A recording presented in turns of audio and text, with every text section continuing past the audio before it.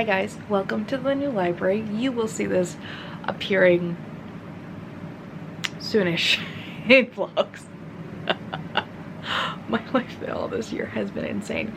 For reference, this video was started last year in November, December. I finished filming it in May with the full intention of putting it up in June. It is now September 20th. If this all works out well, you will actually see this tomorrow. If you're focused. Jeez, am I focused? Okay. There we go. So yeah, I'm reading the Descendants series. This is a vlog style review. Enjoy. Books are linked down below, non-affiliated. Okay, so now we are going to start this, which is the Island of the Lost, or the Isle of the Lost. I can't really make that out that way. The pretty cover is. So I'm gonna get into this, and yeah, I will periodically let you know what I'm thinking. This is fiction. It's the first book in the Descendants series. Yes, they actually did write a book series for the Descendants movies. So yeah. Okay, this is exactly what I needed after reading that other book. It's wonderful. It's fluff in all the right ways. I probably will end up watching all the movies now, but I wanted to read the books first. I'm like that. But yeah, I'm about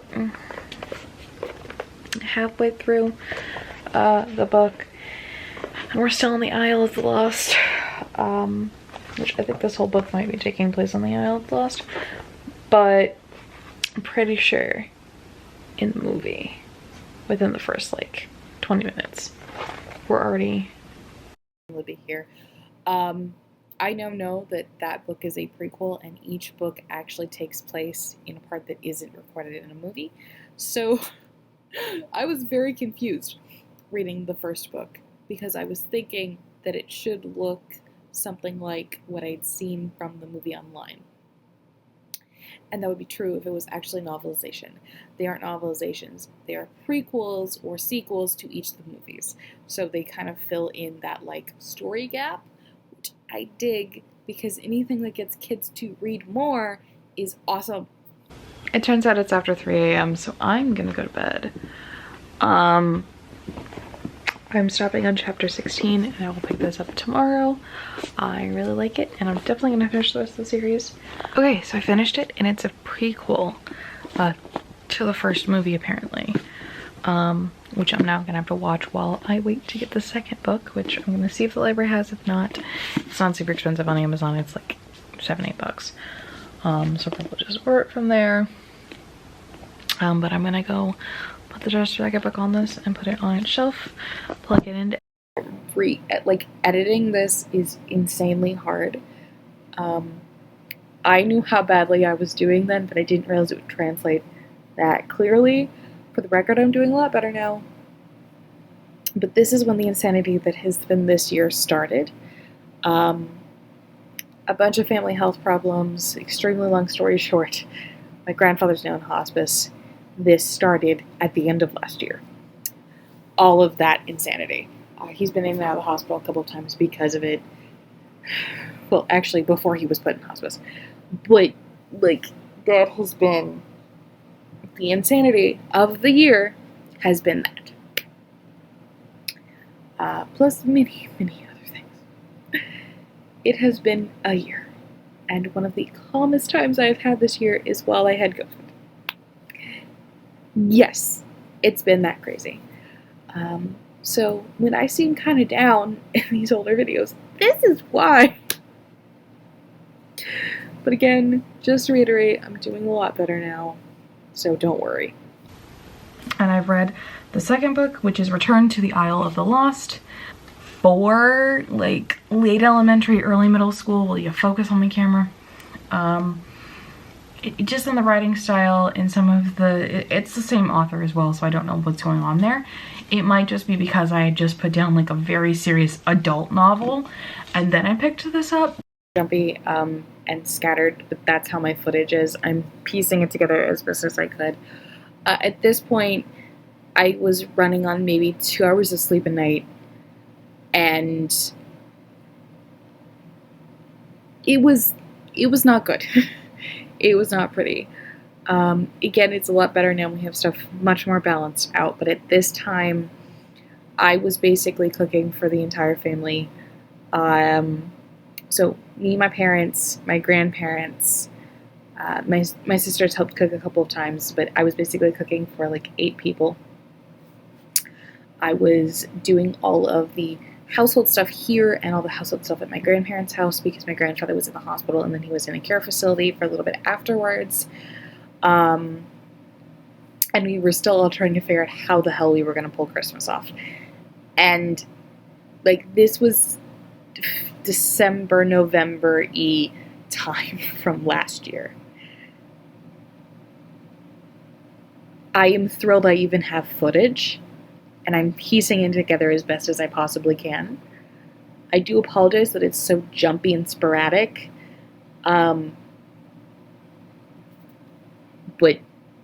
again, I was doing 9,000 things and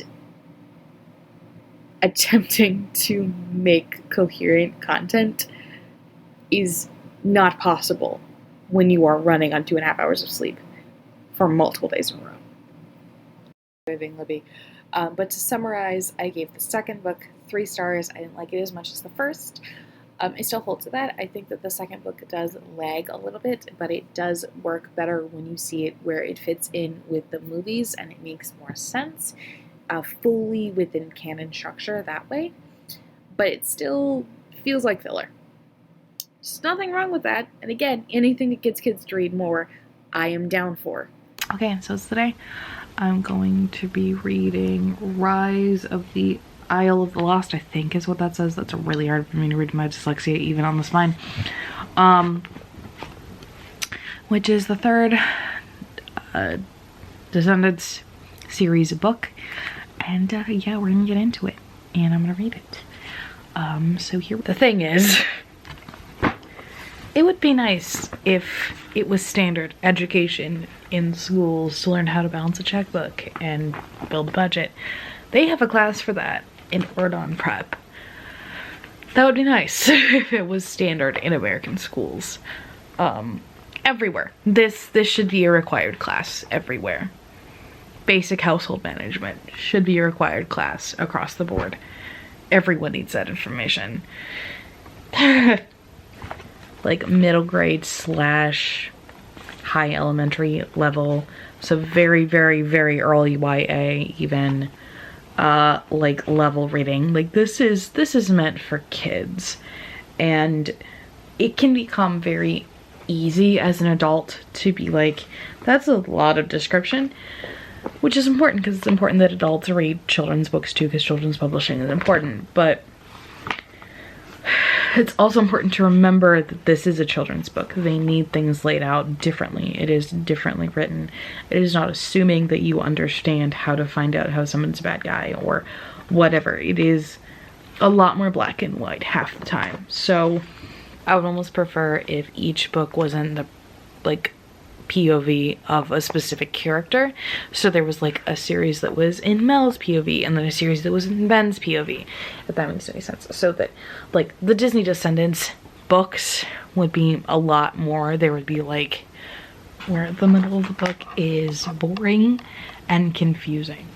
All 3 of the Disney Descendant books that I've read so far, they're good. They really are. And the core story is good. And Eva and Ben's story is fantastic. But the problem is we have Uma's story and Captain Hook's story, Captain Sun's story, Captain Hook's son story. Wow, that was a hard sentence to say. Going on at the same time, as well as Ben's stuff. So there's like 4 different stories going on at the same time in 4 different places. And it's kind of confusing. It's confusing for me as an adult that reads high fantasy. I read this book. Granted, it took forever because it is very complicated, and I did have to put it down once because it is huge and complicated. This is an adult high fantasy novel. It has multiple schools of magic in it, multiple religions in it, multiple cultures in it, and yet this is much less confusing. It also switches POVs like in the middle of chapters. This is much less confusing than that book. Structurally, story-wise, this book, again, this very huge, very involved, very like multi-layered adult high fantasy novel, is much less confusing than this young adult's novel. So just, again, when I say that I read high fantasy all the time, like this, like Tolkien, although Tolkien is very clear, like stuff is going on, lots of things are happening, and that book is very, very, very muddled. And this book, where stuff is constantly happening and you're constantly being pulled in different directions and different places, and sometimes at different times, at the same concurrent time that you're reading the book, this one makes more sense. Just for the record. Orendelle and Ben's things, which how did he become such a capable leader at like 17, 18? That's just ridiculous. To the Isle of the Lost and Uma, back to Mel and company. And again, two of these storylines would be fine. All of these storylines together, it's very muddled and very confusing, and it feels like there's 6 novels in this little bitty book, and they all got shuffled together and like put in the wrong order, and I'm reading like chapters of each novel. It's not bad. It's just, I feel like this could have been structured better.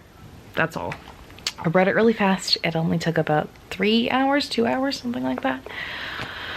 I mean, it's good. Again, if I had someone this age, I'd be thrilled to read them with them. If I was a teacher for like 5th grade to 7th grade, I'd be like, let's do it. Let's talk about these books. They're awesome. Ben, who's a very young king, because he's like maybe 17, 18. Because he becomes king at 16, which is just terrifying. Like, constitutionally, their new king becomes king at 16, which is just terrifying as an adult. I'm gonna read book number 4, because I am, and I'll probably read book number 5 if it ever comes out. I don't know if that will ever come out. I do like them. I do think that they're entertaining. I do think that they're good. It's just, they could be so much better. May 7th, 2022. The clips before this were all filmed in 2021. That should give you a depiction of my year thus far. Anywho, so this is the 4th book in the Descendants series, and it is Escape from Isle of the Lost, and I'm gonna start it now so that I can wrap up this vlog that has taken way too many months to wrap up. This is one of those moments where I have to remember that all of these characters are like, the book starts out with the series, because these books are in between the Disney Channel original movies.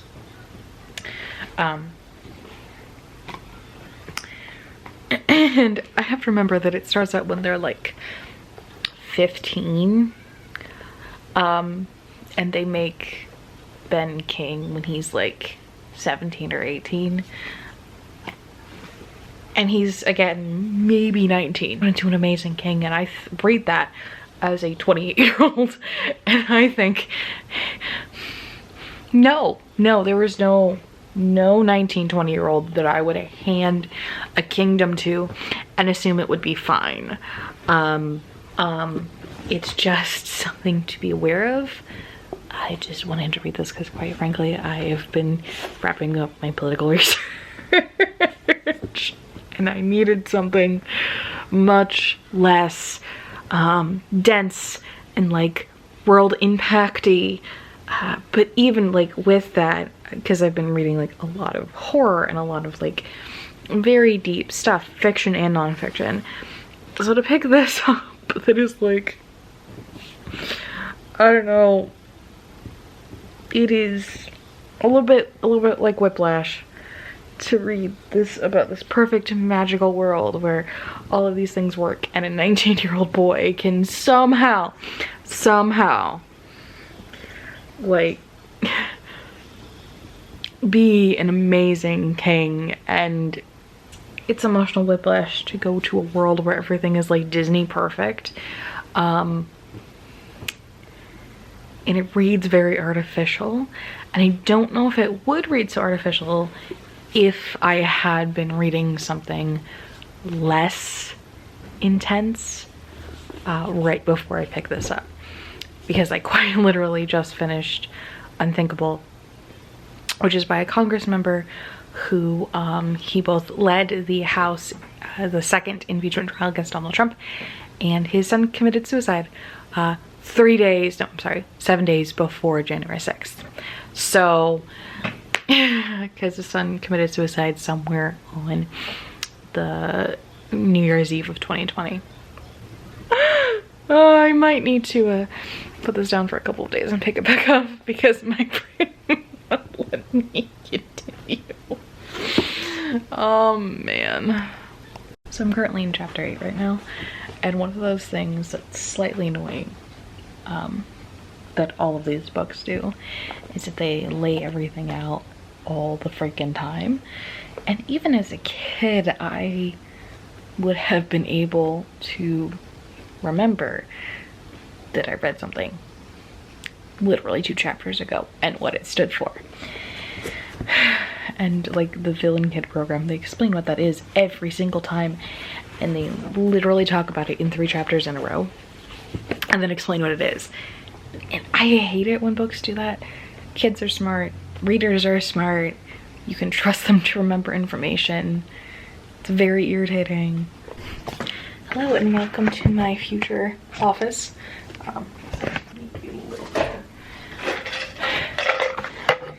There we go. Welcome to my future office. Hello. So book 4 of the Descendants series. Doing this mostly based off of memory. It's now September. I read this in May. So, you know, I'll probably forget some points. Largely, this is a forgettable book. I still think it's important as a whole within the series itself. But largely, there's nothing you can't infer from the 3rd or 4th movie that you can't infer from the 3rd or 4th movie that you get in this book. Most of them add extra nuance, extra context, extra something to the series, but this book doesn't. By the way, sorry about the lighting. I'm using natural light, so I can't control the sun. I gave this a 3-star. To me, that's not a big deal. I know that that's controversial all of a sudden. I have been in book reviewing spaces for over 10 years. I've been involved on different book reviewing boards for over 10 years. Well, not actually on boards for over 10 years, but I was involved in multiple ones. I was involved in several through my local public library. And if any of us gave a book a 3-star review, if more than half of the community gave a book a 3-star review, it was bought. So, for reference, 3 stars isn't bad. TikTok would disagree with me. I have issues with TikTok. But again, mostly this is forgettable. I think it does have some important points in the series. And like I've said a million times in this video, anything that gets kids to read more is okie dokie with me. Yeah, as an adult, I wouldn't just pick up this series. I'm invested in it now. But before, without this video, I would have never just picked this series up. So, okay. So my thoughts on the Descendants book series as a whole, they make more sense with the movies involved. Thankfully I have Disney Plus, so I was able to go through and watch all the movies, and now everything makes so much more sense. They do make sense without watching the movies, for the record, but there are some huge plot holes that aren't actually plot holes because they're supposed to be interconnected novels. As an adult, I don't think I would go out of my way to read this series, but now that I'm invested in it, I probably will. But this is not the kind of book you want to read as an adult because you're an adult and you want to, and it's good for adults, you know what I mean? This, however, is the kind of series that if you have a preteen or a tween or a preteen, which is the same thing, I'm old apparently, if you have a tween or you have someone in your house that has that kind of reading level, this is also like something that's a little bit higher with like vocabulary and stuff like that, and structure, story structure, that younger people could read. So honestly, I think you could pick the series up starting at like 7, maybe even 6, and enjoy it a lot more than I did.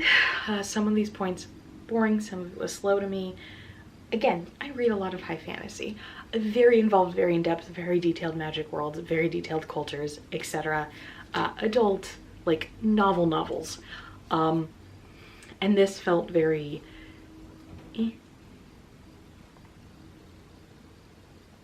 whoops. So yeah, that's how I felt. Okay, see you in the next one.